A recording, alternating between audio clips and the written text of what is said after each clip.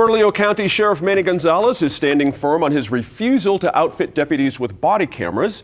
This despite unanimous support from the Bernalillo County Commission the other night and a promise to give the department $1 million to start and $500,000 in annual funding. Now, such technology is becoming the norm for many law enforcement agencies, including the vast majority of departments in urban areas like Albuquerque. Police reform advocates say it's an important accountability tool, but the sheriff says body-worn cameras would be used to unfairly criticize his deputies. We've asked 4 people to read up this week and offer their opinions on the news. Public health consultant and line regular Michael Bird is here. Our frequent guest, Ed Perea, is here. He's a lawyer and public safety expert. Great to see you here. State Representative Janice Arnold-Jones, a welcome and familiar face at our table. And another one of our line regulars, former State Senator Dee Dee Feldman, is with us. Thank you all for being here. Dee Dee, the evidence we've seen so far suggests body-worn cameras are only as good as the departments that implement them, meaning if you've got someone at the top, and I might include a mayor on that, but someone at the top, police chief, who really wants to see some change in his community, it works. The opposite is if, the sheriff is not so into it, or the top of the law enforcement's not into it. Do you buy that? Is there a problem here with the cameras themselves or the attitude about them? What is it about the Bernalillo County Sheriff here and how he Well, what is it about things? the Bernalillo County Sheriff here? He doesn't want to use body cameras, and he's had a very defensive attitude so far. There have been a number of shootings involving his department, the most recent one in the South Valley where Elisha Lucero was shot 21 times, and without any kind of record, a video record. I must break in. Shot 21 times because the sheriff's office is saying she came at them with a knife. Who knows? And the family is saying she did not. And Who so knows? here we are without Well, proof that's again. the point.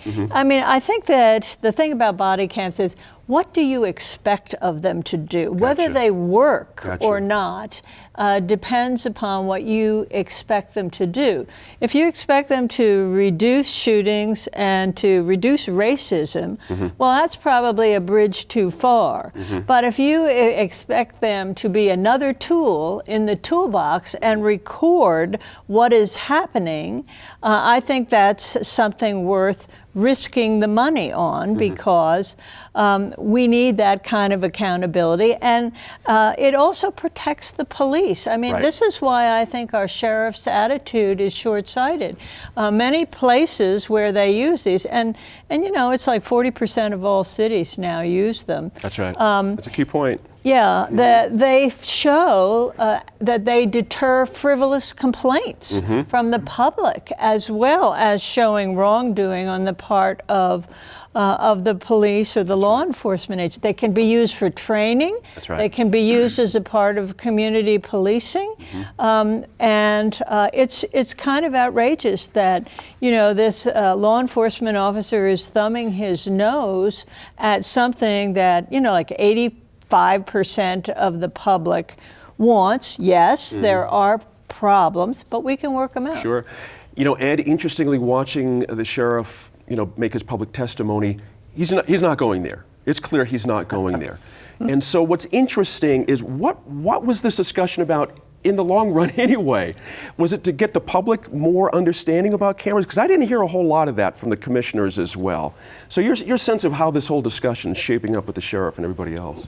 Well, Gene, just a quick anecdotal observation. I was watching on Facebook last night. I got sent a video.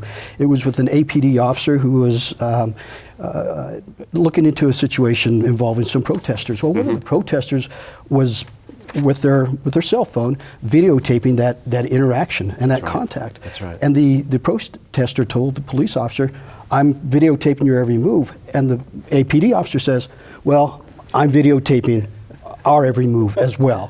So what you do is you may put your deputies or your officer at a disadvantage if everyone else is videotaping, but you're not in a position where you're videotaping. Now you have a different perspective, someone else's perspective, someone else's view, someone else's angle, and not the officers. So I think there's an advantage to ensure that officers and deputies are working at the same level that your average citizen is. You step out into the public, and you can rest assured there's probably a camera on you somewhere.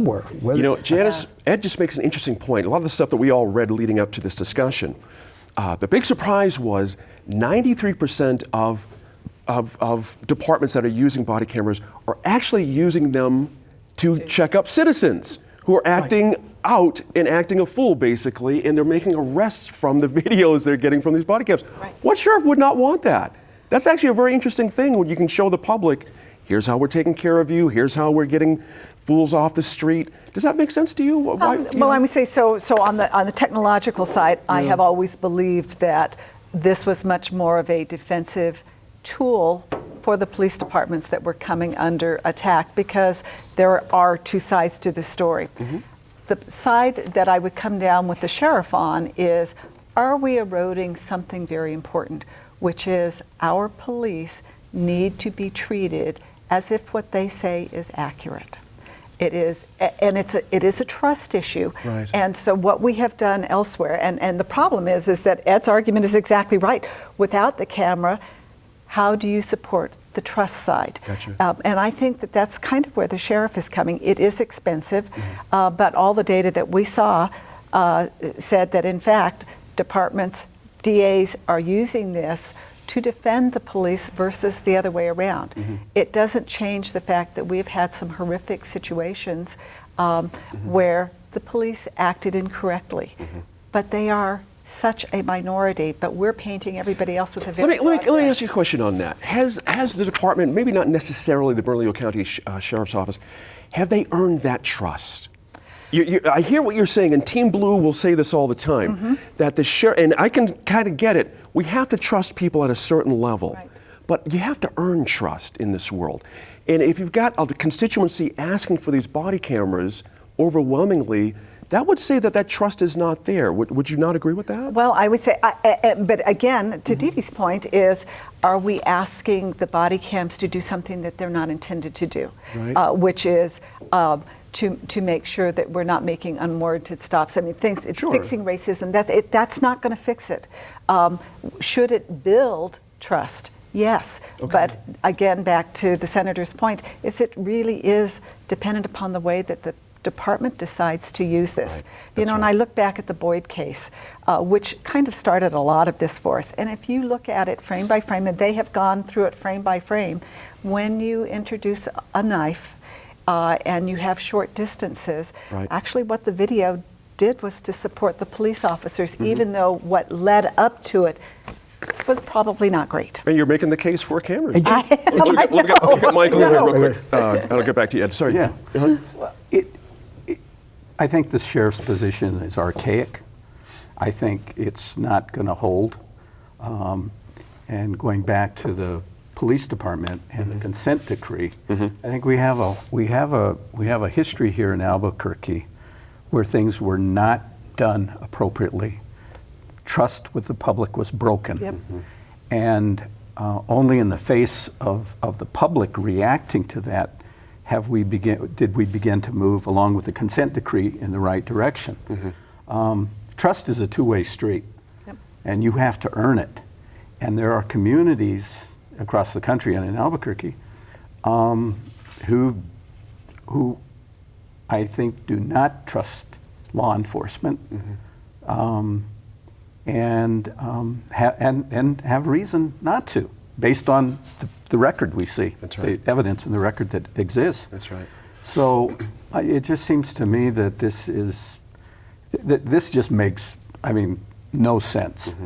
And I don't believe that it's really going to. Let me ask the table. We've got just a minute here to wrap this segment up. I want to go around the table and just real quick, is this an issue? Is this one issue big enough for someone to challenge Manny Gonzalez, Sheriff Gonzalez here and in the next political campaign? Is the camera thing enough? Do you have to have something else going on, Dee Dee Feldman, as well? Well, Ed, you, Gene, Well, let Ed get in. he's in his second term, so he's Yeah. going to be Okay. or he Well, there you he go. won't run. Right. But it's probably an important campaign issue for the next candidates who Right. choose to run for that position. Thank you for that It's important. clarification. Absolutely. But going to back to Mike's point, Mike said, the trust is a two-way street. Right. this is a major intersection, a major interchange, right? There's a whole lot of trust issues involving a whole lot of individuals at a whole lot of different levels, but it depends on how you look at this body camera issue, right? Sheriff Gonzalez is saying, well, you know, I trust my deputies, right? And he probably does trust his deputies, but what better way to show you trust your deputies than to equip them with this piece of equipment to say, my deputies have nothing to hide, and I trust them so much that I'm going to equip them with this piece of equipment so we can show the world. That's right. I trust them, and I'm going to show the rest of the world that you should trust them too. That's a good last point. Good point there.